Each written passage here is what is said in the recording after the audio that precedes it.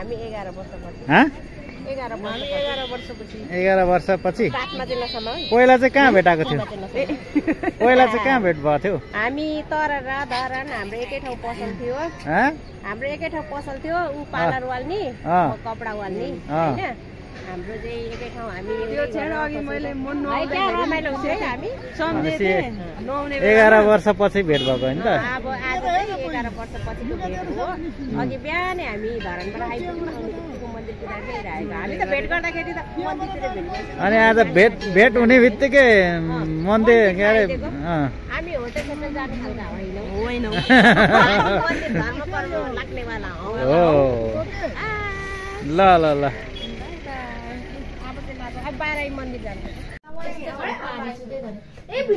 यो गुप्तेश्वर महादेवको भित्रपट्टिको होइन त? के रहेछ? दुध झर्दा रहेछ।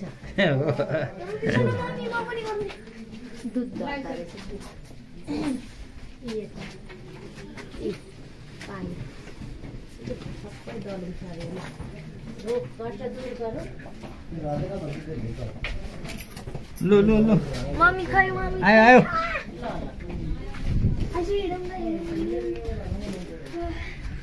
गुप्तेश्वर महादेव की जय। क्यामेरा अंकल लिएगा अच्छा क्यामेरा अंकल लिएगा एउटै बन्द गरे फिल्मको म त नाम भरु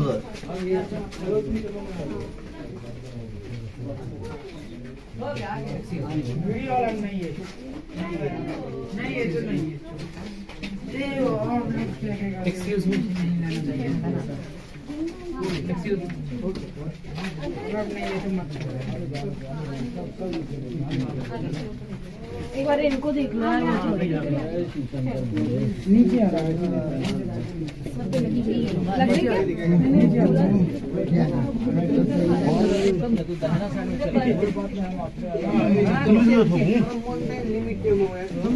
इधर से आना इधर से आना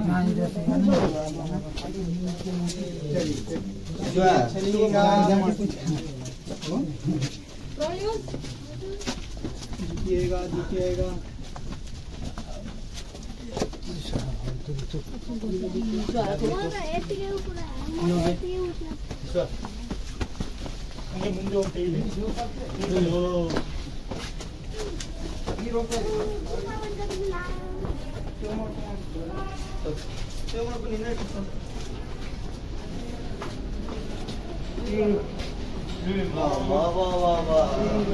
यही सही के दुआ अरे हो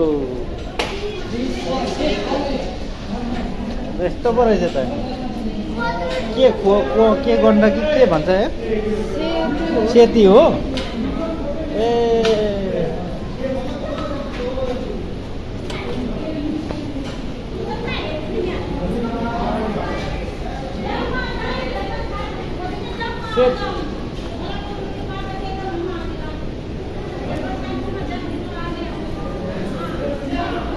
कताको ट्याप एउटा चाहिँ खेती पाएको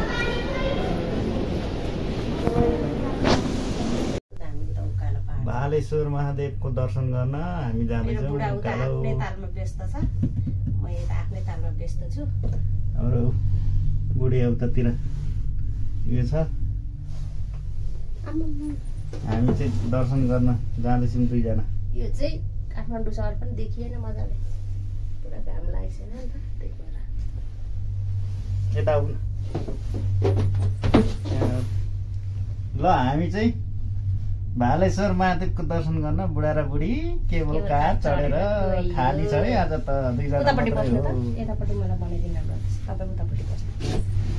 कता उतापट्टि पालोपिलो बस्नु न, उताको सिन र यताको सिन होइन यसरी राम्रै आउँछ त। आए पनि अब मलाई उताबाट पनि बनाइदिनु न, पहाडको यता आयो कि कति हाई गर्ने। आनन्द आयो, कस्तो मजा आयो केवल घरमा चढ्नु पाउँदा। भगवानको दर्शन गर्नु जाँदा रमाइलै हुन्छ। रमाइलो भयो। रमाइलै हुँदैछ। उता त पुरा बादल लागेछ है। लु त बुढो उताबाट बनाइदिए कस्तो राम्रो आउँदो रहेछ। अब मन्दिर आइपुग्नु आँट्यो माथि यतै गर ल तपाईँ देखिँदैछ। चिन्ता के हो यो कुहिरोले आउनु केही देखिँदैन त। फोन पनि के साह्रो गरेको। अब आइपुग्नु आँट्यो है मन्दिर। हेलो ल माथिल्लो चन्द्रगिरी हिल्स को टपमा मन्दिरको टपमा आइपुग्यौँ हामी। अब उकालो लाग्दैछौँ फेरि।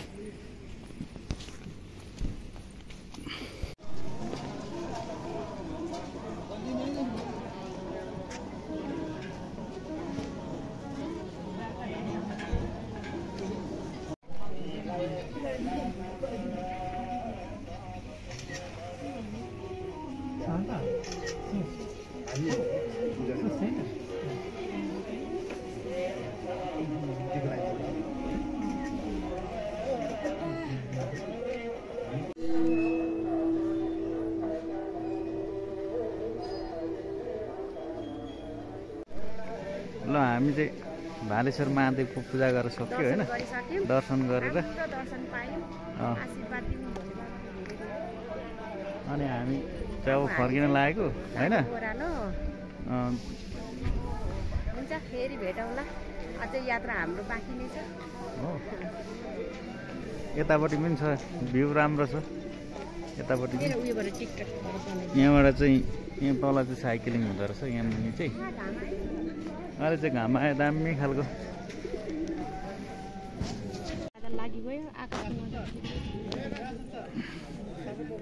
यो चाहिँ के अरे चाबी चढायो भने चाहिँ यसमा के अरे चिताको कुरा पुग्छ अरे होइन। सब चाबी छ, सब भक्तजनहरूले चाबी चढाएको। यहाँ माथि मन्दिर, यता अगाडि गेट छ, यता यहाँ माथि चाहिँ भ्यू हेर्ने ठाउँ रहेछ। उयो के अरे भ्यू हेर्ने ठाउँ। यता छ साइक्लिङ गर्ने ठाउँ।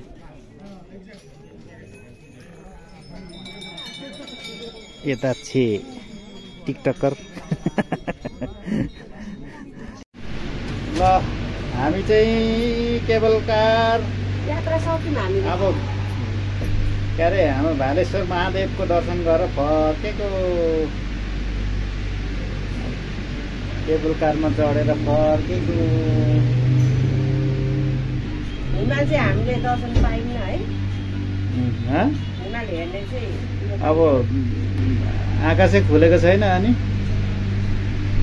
आकाश खुलेको भएदेखि त ल है लाग्यो हो ओह्रालो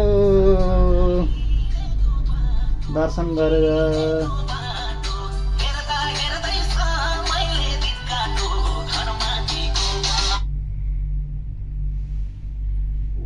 दर्शन गरियो होइन त?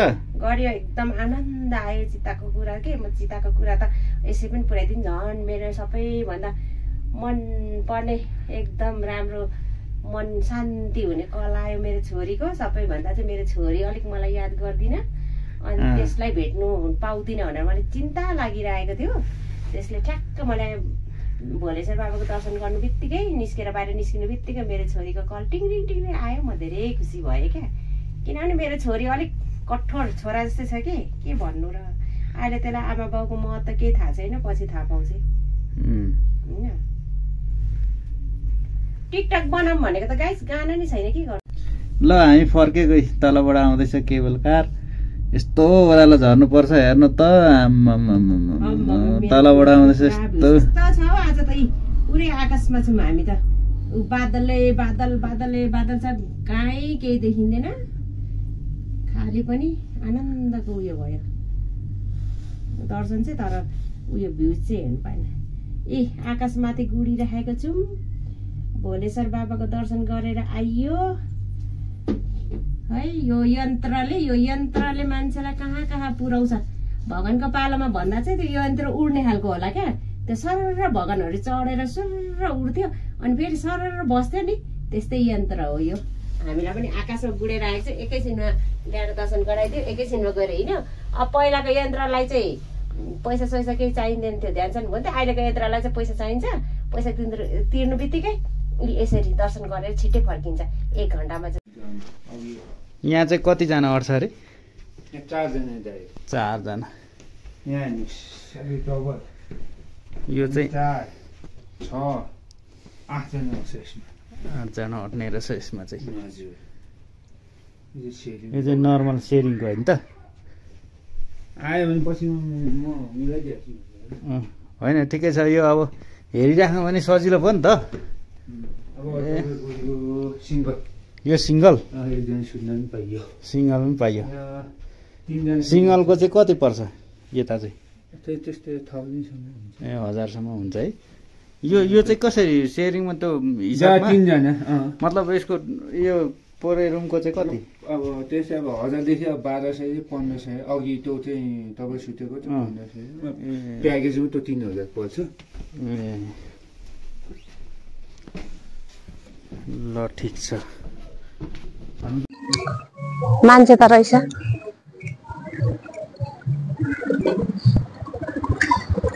हामी बसेकोमा चाहिँ छैन कि के हो हामी बसेकोमा चाहिँ हामी मात्रै हो कि के हो हामी चाहिँ माथि डाँडामा भ्यू हेर्न जाँदैछौँ होइन त यता माथि यस्तो झिलिमिली बनाइछ यता यता पनि बनाएर देखाउनु सक्छ कुरी गाउँ हे कुरी गाउँ यो चाहिँ कुरी कुरी भन्ने नमिल्ने कुरी गाउँ सल्लेरी गेस्ट हाउस अरे सल्लेरी गेस्ट हाउस अरे कुरी गाउँ यहाँ झिलिमिलीमा बनाउनु नि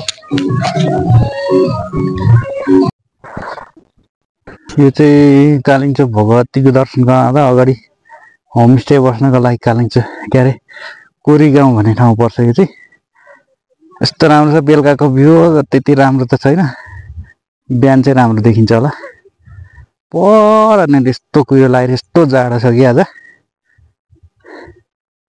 एक विश्राम त जानुलाई अलिक विश्रामको आवश्यकता छ उकालो चढेकोले सास धक धक धक बढिरहेको छ यो भ्यूज हेर्दाखेरि चाहिँ अति अति अति आनन्द आइरहेको छ तर सास बढेर जाडो भएर धङ्स भइरहेको छ हातहरू ठिराएर गाला चिसो भएर कसैले यहाँ चित्त पप्पी गर्यो भने थाहा पाउँदिन त्यस्तो गाला चिसो भइरहेको छ सास बढेर हत्तु भयो सास बढ्यो भने एकपल्ट घुमिदिनु पर्यो यसरी